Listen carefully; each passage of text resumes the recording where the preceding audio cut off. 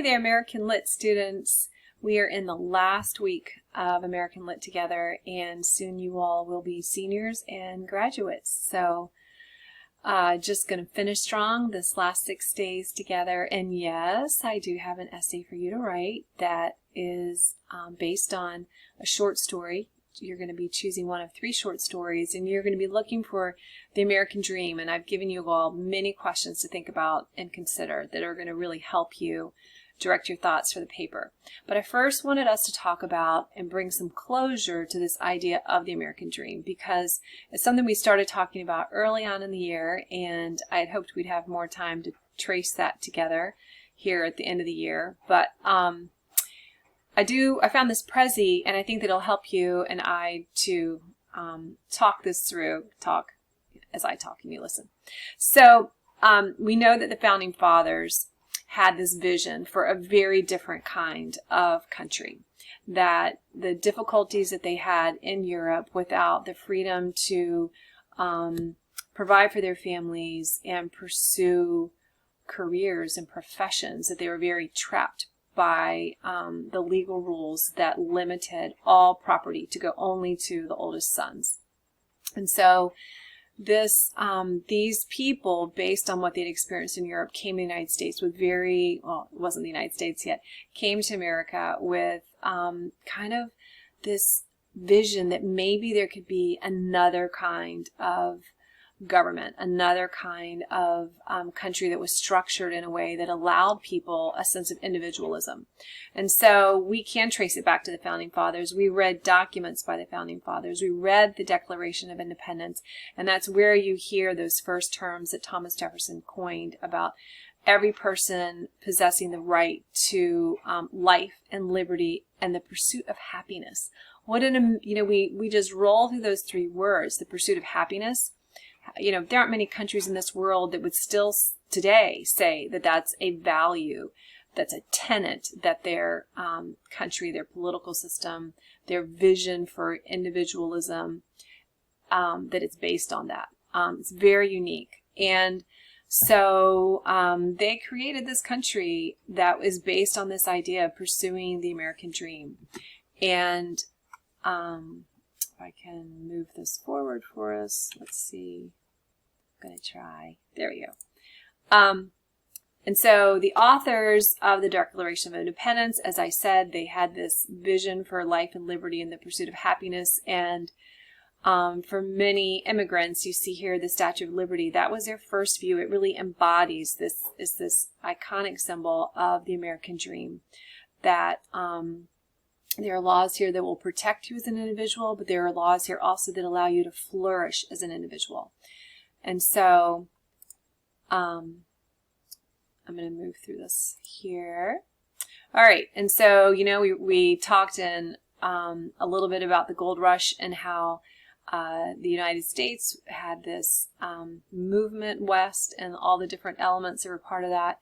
And that fueled that idea that you could have overnight success, that you could go from poverty to riches overnight, which is a uniquely American dream idea that we see in our literature, in our movies, and all different aspects of our culture, is that idea of overnight success. So this term, American Dream, was credited to John Truslow Adams in 1931. The American dream is that dream of a land in which life should be better and richer and fuller for everyone, with opportunity for each according to ability or achievement.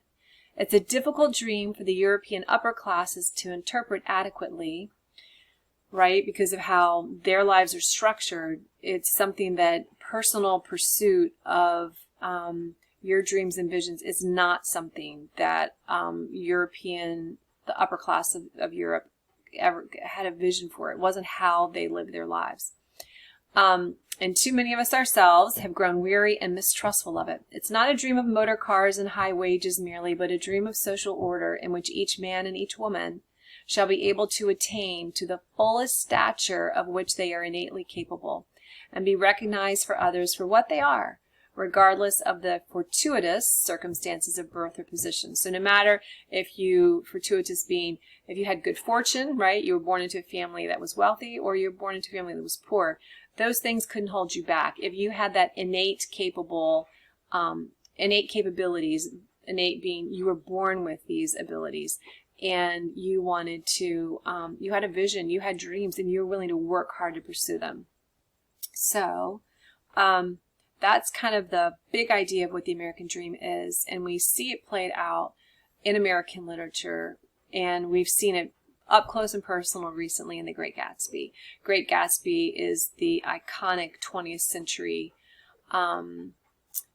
man who is pursuing, who started exactly what John Adams is saying here. He did not have, he was poor, Jay Gatsby was, and born into a poor family, but he had dreams, and he was the original self-made man. You know, we read Benjamin Franklin, and remember how Benjamin Franklin had all those rules for how he's going to improve himself, and he set about focusing on one ideal at a time and trying to achieve that. Well, you see, Jay Gatsby had done that. Remember, at the end of the book, his dad says, "Hey, look, I found this," and Jay had all of these goals for himself, whether it was physical workout, and then he was going to learn how to have proper bearing. He wanted to learn facts about the world. So in Jay Gatsby, you do have this character that really does embody what it's like to pursue the American dream. But at the same time, as we know, and as you all have written, you also see the underside of the American dream, and it's not pretty. And it can be very empty and very selfish. And so, interestingly enough, and I'm going to go forward here for a second, MLK talks about the pursuit of the American dream. And so in this, they have him there. But, and you can look at that. He wrote this from the Birmingham jail. Let's see. When these disinherited children of God sat down at lunch counters, they were in reality standing up for what is best in the American dream and for the most sacred values in our Judeo-Christian heritage, thereby bringing our nation back to those great wells of democracy which were dug deep by the founding fathers in their formation of the Constitution and the Declaration of Independence. You hear MLK in 1963 passionately standing up for Black Americans and saying we deserve to have equal rights in this country. And he's looking back. He knows that that this vision began back with the founding fathers. And I'm going to move this so I can do this. Here we go. Bear with me for a second. Oh, this is what I want you to see. So, is this dream possible today? And so these are really interesting graphs that show some vision for the American dream, okay? So I'm going to just kind of move us through it if I can. I'm doing a lot of little things here with my computer. Okay. Give me just a second, guys. This is just like being in my class, right? Where I'm trying to get myself organized to do this. All right, so here are there are milestones that people think that maybe you need to have. You know, they've been things that people have identified as maybe these are keys to achieving the American dream.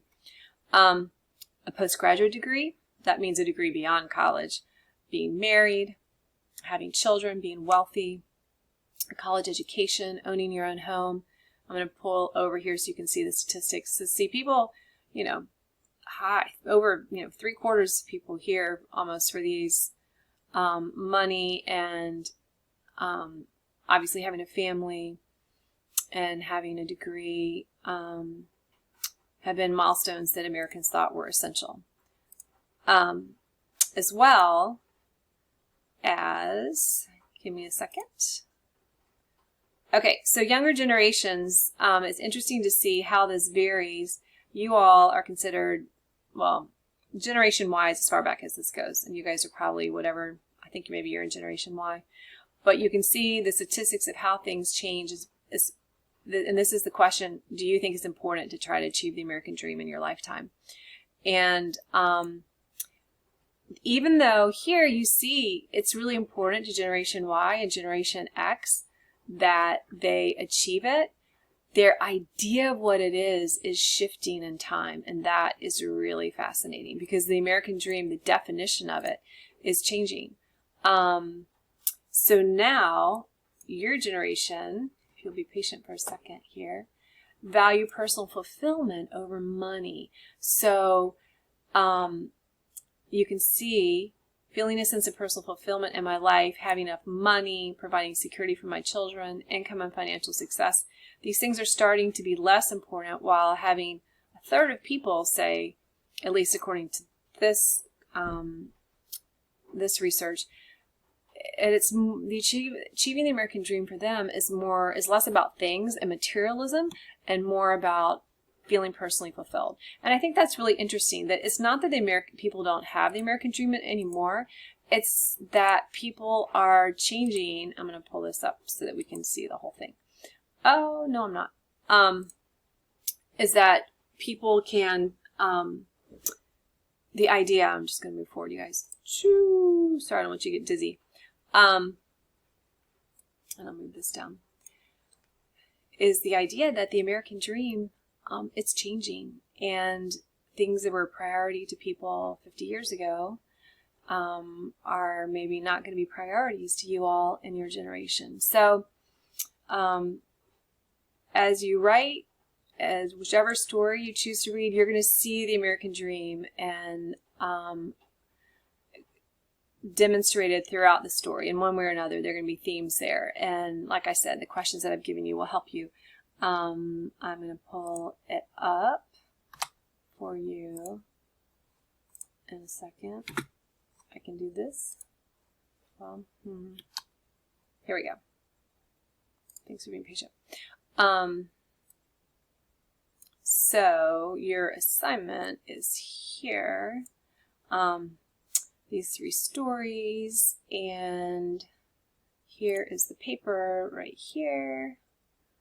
How is the pursuit of the American dream evident in the short story that you read? And all of these stories, there are relationships between parents and children, and you're going to see how they're affecting one another as they each pursue the American dream. And you might find that they're pursuing the American dream differently. So if you have any questions about your essay, let me know.